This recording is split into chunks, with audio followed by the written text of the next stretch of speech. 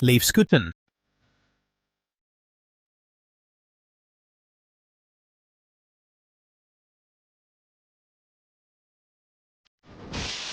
Jag har ju för folkbakhuset. Vi är skapade av Gud. Un prêtre célèbre et l'une des plus grandes figures religieuses en Europe et en Suède. Un jour, Leif Skuten rencontra un jeune Marocain musulman près de son église. Il découvrit chez ce jeune des choses étonnantes qui choquèrent Leif Skuten et le poussèrent à embrasser l'islam. Suivons ce qui s'est passé et la raison réelle qui a poussé Leif à se convertir.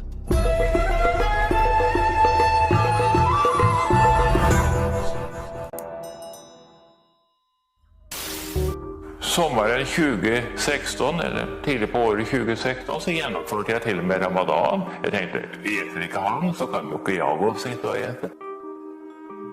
Till 2017, den 7 december 2017, så kom det verkligen ett avgörande steg för då sa jag fram den muslimska tron.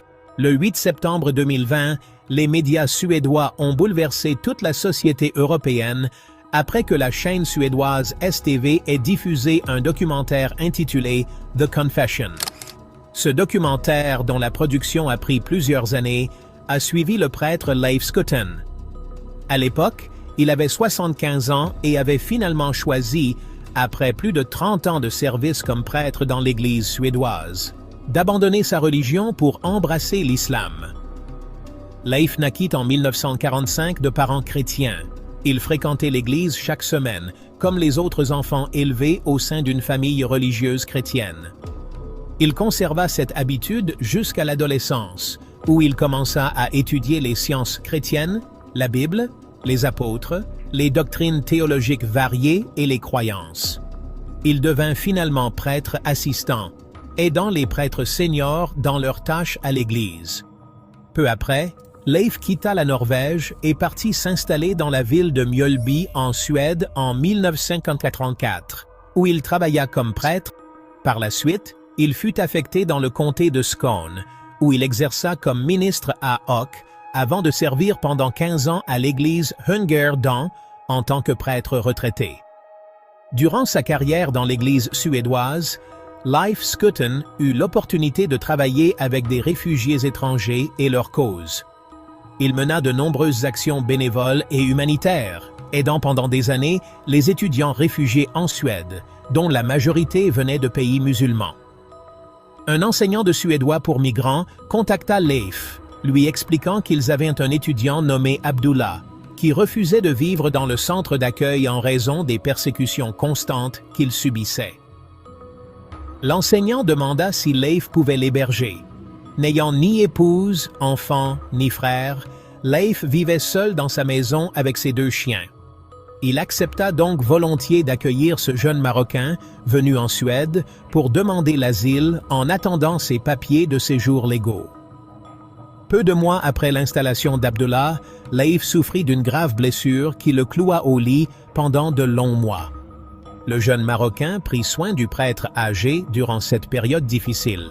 Il lui préparait ses repas, lavait ses vêtements et s'occupait des tâches ménagères. Leur relation se renforça au point de ressembler à celle d'un père et son fils. Abdullah pratiquait ouvertement ses rites religieux devant Leif sans aucune gêne. Bien plus, il commença à poser des questions au prêtre. Un jour, il lui demanda, intrigué, « Pourquoi ne te vois-je jamais prier quotidiennement ou lire la Bible à la maison ?»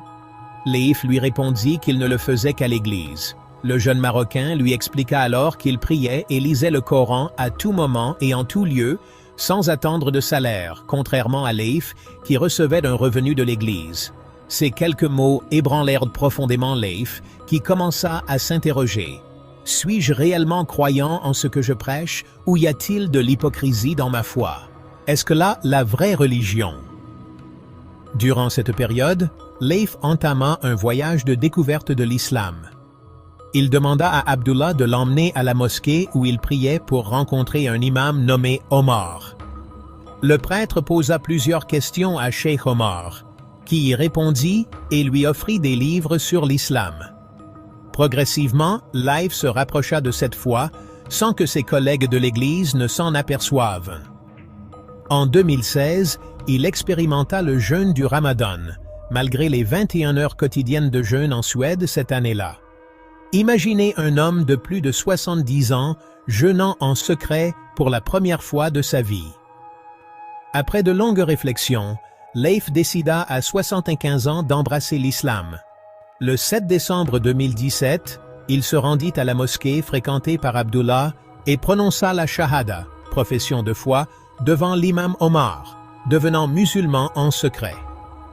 Cependant, le jeune Marocain, Abdullah, qui fut à l'origine de sa conversion, fut expulsé de Suède après le rejet de sa demande d'asile par les autorités, ce qui attrista profondément Leif. Malgré sa conversion, Leif continua temporairement à travailler à l'Église en cachant son islam. Il informa ses collègues de sa décision de prendre sa retraite et d'émigrer au Maroc, malgré les tentatives de l'Église de l'en dissuader en lui suggérant de s'installer en Espagne. Il insista, il souhaitait vivre près d'Abdullah, qu'il considérait désormais comme un fils. Il mit sa maison en vente, se débarrassa de tous ses biens et changea immédiatement son nom en Ahmed, estimant que cela faciliterait son intégration dans une société musulmane. Ses collègues ne prêtèrent guère attention à ce changement. Après la vente, il emballa quelques vêtements et souvenirs dans sa vieille voiture, prit ses 2 chiens et partit s'installer au Maroc, dans un nouveau domicile à Tétouan. De là, il contacta ses anciens collègues pour leur annoncer sa conversion à l'islam, ce qui les stupéfia. La nouvelle fut un choc. Sa décision surprit profondément l'Église après qu'il eut prêché le christianisme pendant 30 ans. Il quitta la Suède pour émigrer au Maroc.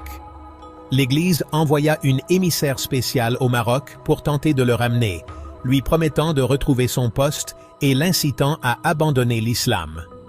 Cette femme se rendit à Tétouan, retrouva la maison de Leif et eut une brève discussion avec lui sur la nature de Dieu et du Christ.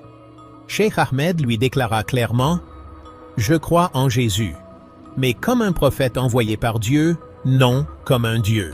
Je crois en l'unique Seigneur de Jésus et de toutes les créatures. » La femme repartit les mains vides, convaincue de sa fermeté inébranlable. Aujourd'hui, Cheikh Ahmed vit dans sa nouvelle maison à Tétouan. Il confie « Si on m'avait dit il y a 4 ou 5 ans que je me convertirais à l'islam, je vous aurais répondu « C'est impossible. » Il ajoute « La foi est une affaire personnelle. » Le documentaire se termine par des images de lui savourant un couscous marocain chez des voisins, profitant du soleil de ce beau pays.